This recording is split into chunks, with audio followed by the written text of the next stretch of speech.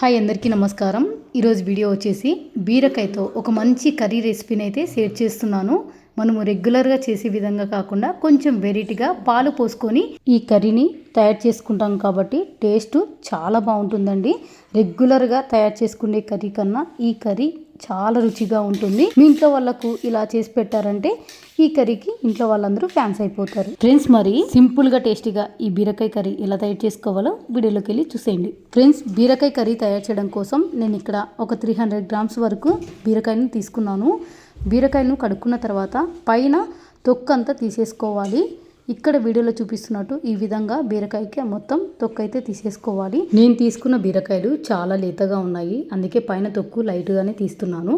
ఒకవేళ ముదిరిపోయిన బీరకాయలు తీసుకున్నట్లయితే తొక్కు పూర్తిగా తీసేసుకోండి. బీరకాయలు చేదుగా ఉన్నాయో లేదో ఒక్కసారి బీరకాయలని కొద్దిగా కట్ చేసుకొని తిని చూడండి. ఒక్కొక్కసారి బీరకాయలు అనేది చేదుగా కూడా ఉంటాయి. ఇలా తొక్కంతా తీసి పెట్టుకున్న ఈ బీరకాయలను ఇక్కడ చూపిస్తున్నట్టు ఈ సైజులో చిన్న ముక్కలుగా కట్ చేసుకొని పెట్టుకోవాలి. చూసారు కదా, ఈ విధంగా కట్ చేసుకొని పెట్టుకోవాలి. ఇప్పుడు కర్రీ ప్రాసెస్ ఏంటో చూపిస్తాను. స్టవ్ మీద కడాయి పెట్టుకొని కడాయిలోకి ఒక 4 టేబుల్ స్పూన్ల వరకు నూనె వేసుకోవాలి. నూనె విడవగానే ఇందులోకి పోపు దినుసులు ఆవాలు, జీలకర్ర, మినపప్పు, శనగపప్పు వేసుకోవాలి. ఇందులోనే కొంచెం కరివేపాకు, ఎండుమిర్చి కూడా వేసుకొని మంట సిమ్లోనే పెట్టుకొని ఈ పోపు దినుసులను మంచిగా బాగా కలుపుతూ ఫ్రై చేసుకోవాలి. ఇలా అన్ని బాగా ఫ్రై చేసుకున్నాక ఇందులోకి ఒక ఉల్లిపాయను సన్నగా కట్ చేసుకొని వేసుకోవాలి. వేసుకున్నాక మంట సిమ్లోనే పెట్టుకొని ఉల్లిపాయ కాస్త పచ్చివాసన వెళ్ళిపోయేంత వరకు కలుపుతూ ఫ్రై చేసుకోవాలి. ఉల్లిపాయ ముక్కలని ఇలా ఫ్రై అయిన తర్వాత ఇందులోకి 1 టీ స్పూన్ ఫ్రెష్గా తయారు చేసి పెట్టుకున్న అల్లం వెల్లుల్లి పేస్ట్ వేసుకొని మంట సిమ్లోనే పెట్టుకొని అల్లం వెల్లుల్లి పేస్టు పచ్చివాసన వెళ్ళిపోయేంత వరకు కలుపుతూ ఫ్రై చేసుకోవాలి. అల్లం వెల్లుల్లి పేస్ట్ని బాగా ఫ్రై చేసుకున్న తర్వాత ఇందులోకి ముందుగా కట్ చేసి పెట్టుకున్న బీరకాయ ముక్కలు అయితే వేసుకోవాలి. బీరకాయ ముక్కలు అన్నీ వేసుకున్న తర్వాత ఇప్పుడు ఇందులోకి కూర తగ్గట్లు కలుపు అయితే వేసుకోవాలి. వేసుకున్నాక అంత ఒకసారి బాగా కలిసేలాగా కలుపుకోవాలి. 1 నిమిషం ఇలా కలుపుతూ ఫ్రై చేసుకోవాలి. మంట మీడియం ఫ్లేమ్ పెట్టేసుకొని కడాయికి మూత పెట్టుకొని ఒక 7 నుంచి 8 నిమిషాలు మీడియం ఫ్లేమ్లోనే బాగా మగ్గించుకోవాలి. మధ్య మధ్యలో ఇలా ఒకసారి మూత ఓపెన్ చేసి కలుపుకుంటూ ఉడికిచ్చేసుకోవాలి. ఇక్కడ నీళ్ళు అనేది నేను అసలు వేయలేదండి. బీరకాయ వాటర్ కంటెంట్ ఎక్కువ ఉంటుంది కాబట్టి బీరకాయలోంచి వచ్చిన వాటరే ఇక్కడ ఊరినాయి అనమాట. మీడియం ఫ్లేమ్ పెట్టుకొని మధ్య మధ్యలో కలుపుకుంటూ ఈ బీరకాయ ముక్కలను ఒక 50% ఉడికించుకోవాలి. బీరకాయ ముక్కలను ఒక 50% ఇలా మగ్గించుకున్న తర్వాత ఇప్పుడు ఇందులోకి కారం వచ్చేసి ఒక 2 టీ స్పూన్లు కారం అయితే వేస్తున్నాను.